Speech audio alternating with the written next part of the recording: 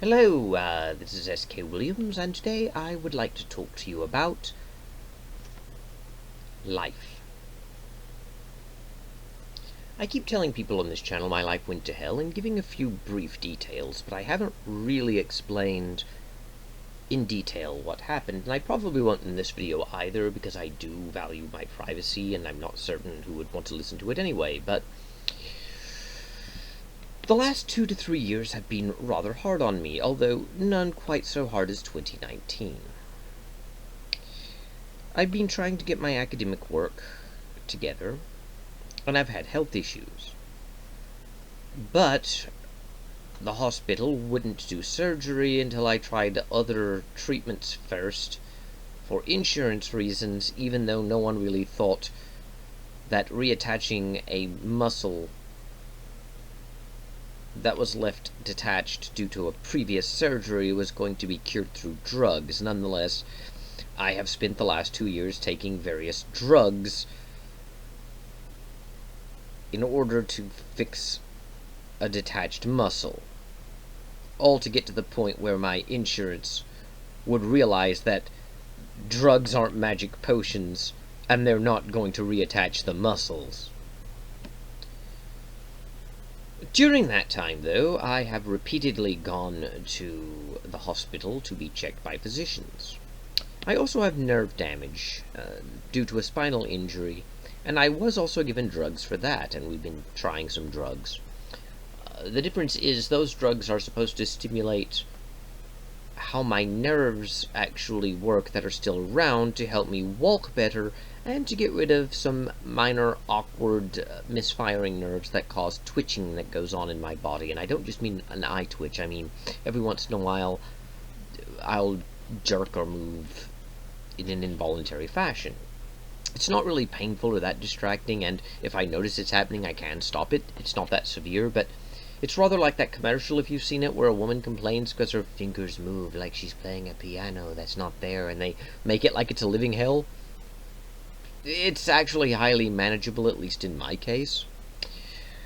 But the drugs are going to help me keep that under control, but more importantly, they should provide greater stability for walking, and I can at least see those drugs because they help the remaining nerves work more properly and to carry more nerve signals from the brain to my legs and to stop sending the signals to random locations. I get that. Nonetheless, I've been working for 2 years trying to get the right drug and the right mix of the drug and the right dosage, and I've been doing a little physical therapy, and in addition to that, I've been trying to keep up with my college work, and on top of that, I've been trying to get my career off the ground, which has been stalled for the last 5 years because I've been dealing with health issues. All of that really backed up my workflow, and on top of that, I've had some issues with friends and family. Not to go into detail, I don't want to drag their lives into things, but nothing that can't be handled, but it was things that stopped me from really paying attention to my channel or getting back to certain people. But then 2019 hit. 2 trees fell in my yard at different occasions. I've had to do massive house repair, which cost a lot of money. I was doing all of this after I had given up working in preparation for surgery, so I'm living off of SSI, which doesn't pay much, but shouldn't need to if it was only supposed to be a few months, which it turned out to be over a couple of years. And hoping to not have to blow through all of my savings to handle all of this. Having to handle some sick animals. And then my brother died, which was very devastating to my mother, and I've had to spend a lot of time with her this year. I've actually been staying at her house Sunday evenings and Wednesday evenings. These are the evenings she would go to church with my brother, and my mother doesn't really understand the genetic condition that I have that keeps me from being able to stand sunlight for prolonged periods. And the church that she and my brother went to has artificial sunlight inside of it. She's been trying to get me to go to church with her for years, and I turned her down each time. I finally went a few Sundays, but when it started adversely affecting my health, I stopped. She was always disappointed in me when I went anyway, because I never seem to have a good time. I seem exhausted, I seem cranky and irritable. And this way I'm disappointing her by not going, but at least I'm not, suffering and dying. She doesn't need to lose another son, so I'd rather disappoint her in that way. And don't get me wrong, I actually enjoy going to church. If it's a dark church, preferably on a day that's overcast, or better yet, in the evening. I can't go out in the sunlight. It's the same reason I'm legally blind. I'm a very, very, very nocturnal being. But I do my own church services at home. I listen to sermons. I do the daily offices from the Book of Common Prayer. I use the 1662, not that bloody contemporary service manual. Sometimes, on occasion, I'll use the Episcopal Church 1979, simply because sometimes it feels appropriate, or just to shake things up. I still prefer the traditional rite in that, though, which is Rite 2. I know that sounds strange to people who aren't used to the Book of Common Prayer, but Rite 2 in the 1979 is actually the older form. Go figure. Rite 1 is the newer one. On special occasions, I like using the Episcopal 1979, though, because it marks that it is a special occasion to use a different book, and I do use both Rites 1 and 2, depending upon the occasion. But anyway, getting more to the point, I am a Christian, and I believe in God. But I'm not going to go out in the sun in order to go to a building with artificial sunlight and get sick. Nonetheless, when my brother was alive, my brother drove my mother to church. She is an older lady now. She can drive herself. But instead of going home, she would often stay the night with my brother, because she doesn't like driving at night. My mother does not have the condition I have, obviously. Because my brother would want to go to his house, and I never quite understood why he didn't just drop my mother off at her house and then go back to his. But that's just not the way they did things. She wasn't used to staying on those nights alone, and shortly after my brother died, I was staying with her 3 or 4 times a week. I couldn't stay every day. I did have other things I needed to do, and I have animals to take care of. I feel bad about that, especially early on when she really needed someone and I couldn't be there, but I was there as much as I could be. And that's eaten up a lot of my time, though, because I visit with my mother on days even if I'm not spending the night with her of late. Now, the visitations have become more manageable. They've become less often. She's not quite as devastated. And don't get me wrong, I was also impacted by my brother's death, but I think it's harder for a parent to lose their child than it is for someone to lose their brother or a sister. It's hard, yes, but it's harder because the children are seen as the future of the parent, and the parent always presumes they will die first. And that didn't happen in this case. With that said, I've also had to maintain my own relationships with my own friends, especially my closest friend, whom I see 2 or 3 times a week. I've managed to do that, but considering that takes time, and I already have other things that are taking time, such as health concerns, looking through papers, getting ready for surgery, taking care of my finances, things are just stacked up. So I haven't had time to keep up with most of my friends. One of my oldest and dearest friends, for instance, I barely call her anymore. I still think very highly of her, of course, but I don't call her as often. I plan on calling her soon, though, and I did send her some gifts recently for Christmas. A lot of gifts, because I didn't get to send any to her last year or the year before. I have been dealing with a lot.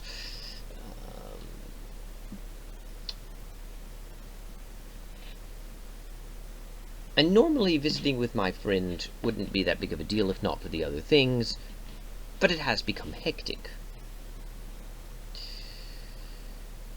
And that brings me to why I'm telling you all this. In addition to telling this to people who may have already abandoned me because I promised to tell them something or get back to them and just never did, and I apologize, but now you at least have a clearer picture of what my life is like right now, I'm telling you this because I think it might help other people who find themselves in a similar bind, where life just seems to be drowning you, and where you try and do too much.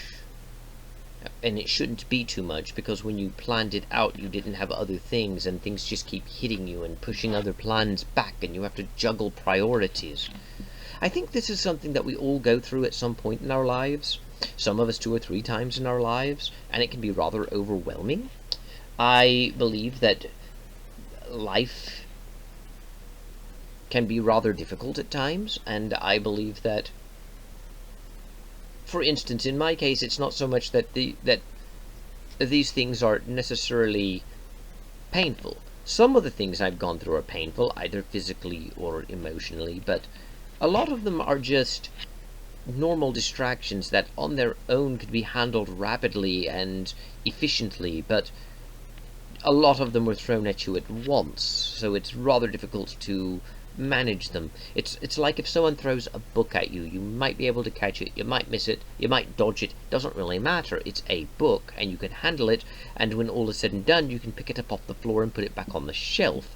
But if that same person takes all the books off the shelf and throws them at you at once somehow, or starts throwing them at you like they're throwing stars, and they're coming at you so rapidly, then you're probably not going to dodge all of those books flying at you. You're probably going to be hit by some of them, and it's going to take longer to sort through them and put them back on the shelf, especially since now you have to manage them,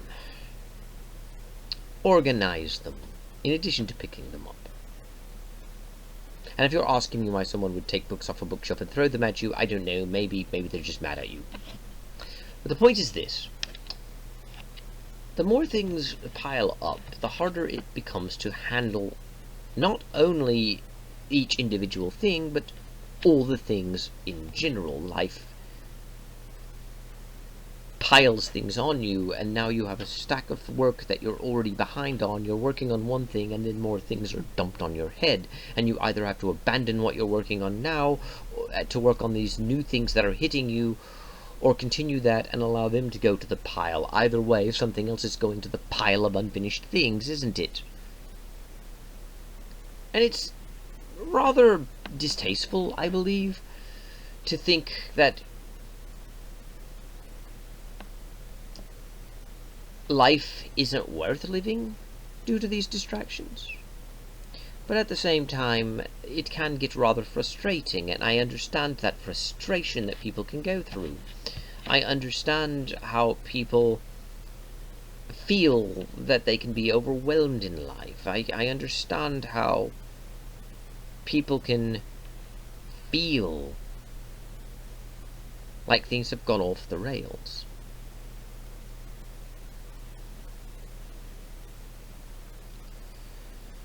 And I don't really know if I can tell you some sort of magic formula that would stop this from happening, especially considering I just admitted it's happening to me, and it's not like I'm a motivational speaker saying, this used to happen to me until I figured out the secret of life, and now I'm going to tell you. Of course, if I was that sort of motivational speaker, you would have to pay me $19.99 to get the secret to make all of your problems go away, now wouldn't you? Or maybe you can see me live on stage. Just give me $300 for the ticket, but it'll change your life, and what's that $300 anyway? There's a lot of self-help books out there, a lot of self-help material. I think some of it is well-meaning, and some of it may even be efficient and good, but a lot of it's just a sham to get the author money, or some feel-good thing, and a lot of it's a mix of both. Some people think that they are honestly helping people, but do also want to get rich off of these things. But having said all of that, one of the things I'm also working on now is a book. I'm working on a book explaining arguments for the existence of God. Hopefully it'll sell, but probably won't, because we live in a world where there's a glut of books. It is what it is. I'm working on finishing my Bishop's Bible animations. I'm working on fixing my computer so I can host animation software again, and I'm beginning reading a Bible for my site again. So I am picking life up again, but again, in order to pick life up again means to be doing work, to be doing projects. And the more you add, the harder it is to get to that pile of unfinished ones. And the only thing I know how to do is reduce my current workflow so that I don't get overwhelmed, and hopefully finish it and do 2 or maybe 3 projects at once, picking smaller ones you can do alongside one large one maybe, or maybe 3 or 4 small ones altogether in order to make the pile smaller. As it stands now, I'm not going to have much of a holiday season. And the reason I'm not is because, well, on top of my brother's death also being something causing my mother to be not particularly interested in celebrating this year, we also have the fact that with all of that backlog that I have to get back to, I have decided that since I am no longer active as a student as of the first day of Advent, I'm taking the holidays off and won't be going back to school until the 2nd week of January. And since I'm not really doing regular work, I have taken on a few assignments to make a little money, but not much. I'm going to tackle that pile. But I'm still going to be doing some of the obligations that I've already promised. I've begun reading the Bible for audio format. I have begun assembling my college series, which I've promised for 2 years. And I've begun doing something related to that college series for YouTube, since I'm not going to be doing animation for a while, if ever again, on YouTube. But the pile is still there. I've taken a few things off of it, and I'm hoping during the holiday season to take a few more things off. I'm going to email people that I promised to email. They may have even forgotten me. They may not know who I am when I email them, remembering that jerk guy who said he would get back to them but didn't. But not knowing it's me, they might not care anymore and might not respond. But I made a promise, and I'm going to try and keep it as best I can. And I think that's important. You shouldn't let things go so long and say, well, I promised I'd do it, but it's been so long that I won't. Unless there's a good reason why you aren't going to do it because you put it off. Let's say you can't anymore, or that time has passed legitimately. You should keep your obligations even if so much time has passed that those whom you have made the obligation to no longer care, if for no other reason than to reinforce the fact that you do indeed keep your promises. It will make you a better person in the long run. And I understand if you literally can't fulfill an obligation. I understand if that time has passed, or if it was time sensitive. Let's say you promised to take a friend to a concert, but something came up and you couldn't. Well, you can't bloody well take them to that same concert if it's over, now can you? You can try and make it up to them by taking them to a different concert or different event, but that concert is over that you originally promised them, and you can't. And I get that. But you should try as best as possible to fulfill all of your promises, even if for no other reason than to say you have kept your word, and to reinforce that as a positive behavior. I have not always practiced virtues and the best of behaviors myself, and I'm trying to get into that. I do think that as a society we have lionized the slothful, the lazy, the rude too much, and it has had an adverse effect on our moral character. I do believe that we should strive to perform spiritual exercises to reinforce such conduct. It would build stronger moral character, and it's why I don't think that the mockery and contempt that we give religion these days is warranted, because it does reinforce moral values. And for those who will remind me that atheists are vastly underrepresented in prison, being between 16 and 20% of the population, but only 0.2% of the prison population, and how religious nations have higher crime rates than secular ones, keep in mind that all those statistics came from atheist websites and are several years old. They're all rubbish. Do you honestly think that someone who goes around using profanity-laced insults and talking about a flying spaghetti monster to do nothing but hurt someone else who has different beliefs than them, all with the excuse that that other person follows religion and religion is evil, is somehow a good person? I'm not saying all atheists are bad people, but let's not kid ourselves about the situation. And the atheists who are good people because they practice virtues. You may say that this proves you don't need religion to have virtues, but on the one hand, even if I consider that, it still doesn't change the fact that religion does promote these virtues. And on the other hand, I would argue that everyone is religious, including atheists. No, that's not the same thing as calling atheism a religion, and even if it was, it is definitely not the same as calling a lack of belief in a god a religion, because atheism is not a lack of belief in a god. I also don't care about the boring dictionary definition arguments, because that just tells me that you are lazy, you're quoting someone else's arguments, and let's face another harsh reality, you don't really care about why I said what I said, and you're not addressing the reality. You're simply trying to reinforce a narrative. With that aside, getting back to the hard times, I realize my life isn't as bad as some other people's. I don't live in a third world country where I may very well starve to death, or be killed by some militia group that wishes to overthrow the government or dominate my life. I'm not homeless, I'm not living out on the street.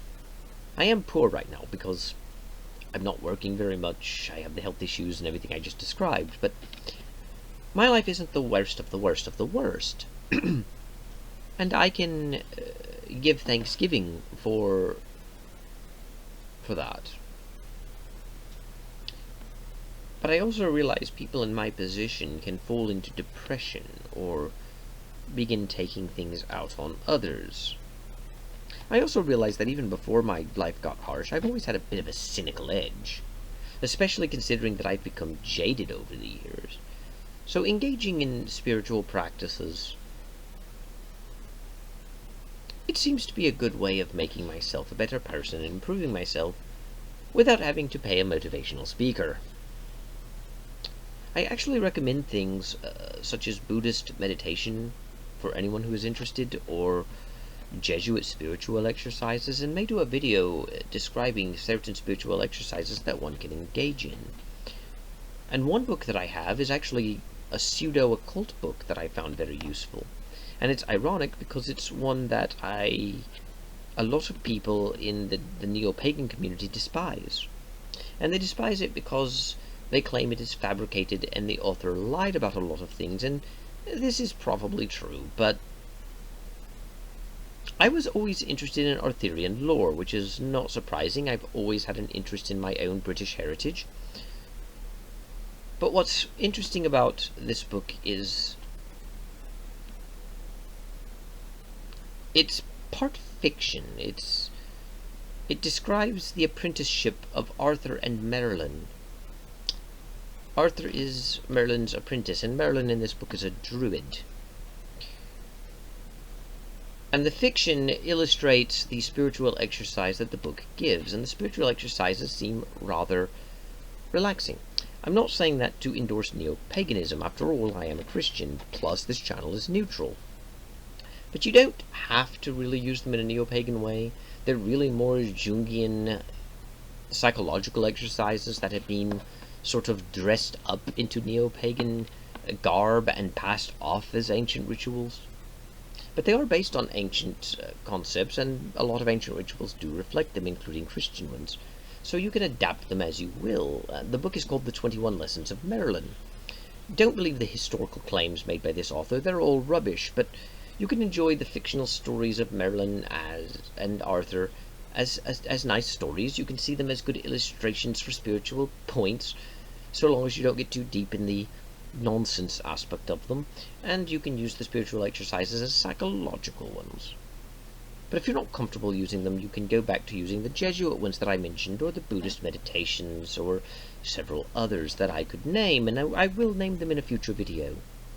But the point I'm making here is you should probably engage in some sort of spiritual activities and meditations, and I mean that in addition to worship services. These are things you should do alone as contemplative. One should not be so contemplative that they don't affect the real world and they do nothing but that. But at the same time, you should not ignore contemplative aspects. I think you need both to have a balanced and healthy mind. Set aside some time each day to meditate, to pray, and to engage in the spiritual exercises. The spiritual exercises of Ignatius of Loyola are very good, and I know that they are Catholic, and some people don't like Catholics either. You can also do what I do sometimes and look to the Book of Common Prayer and do the daily office. For instance, you can have the entire Book of Psalms read within a 30-day period, and you can do that every month. I added to that reading the Book of Proverbs, because it has 31 chapters. I pretend it's 30 sometimes, just ignore the 31st one for months that have only 30 days. You can also read through the collects and prayers and do the services of the day on a solo fashion, and the book does provide for solo usage. But it really helps to concentrate and work your way through it, and if you don't want to use any of these resources, you can make up your own or find your own, but I do highly recommend them. I also recommend not giving up, not giving into despair, and not allowing the circumstances to eat away at you. Just plow through them as best as you can, but don't keep plowing. At some point, stop and rest. Resting, I must stress, is something you absolutely must afford yourself. Give yourself a proper respite. Take a day or two off. Every evening set an hour. And I don't mean watch TV. I mean no television, no radio, no internet, not even books, not even prayer. Just relax for an hour. And do an hour of prayer, an hour of meditation, an hour of spiritual exercises on top of that. Couple of hours of your day, or at least 1 hour, half hour of each, and it will make a real difference.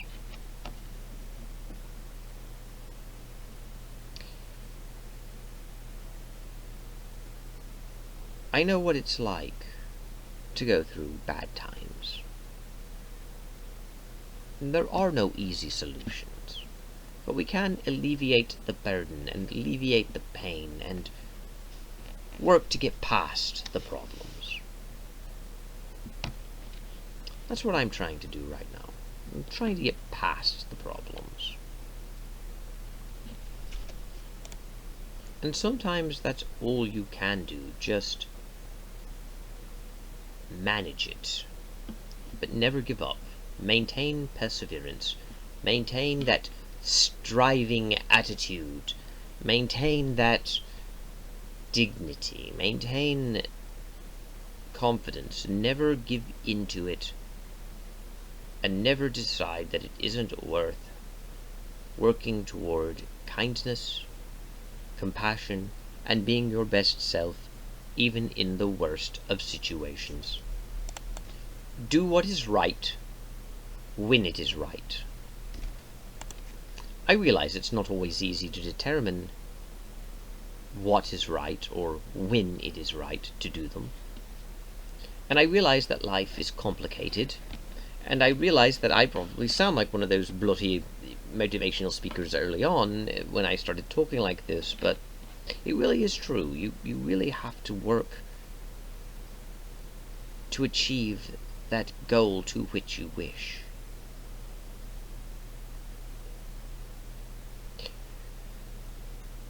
You really have to strive and practice and try.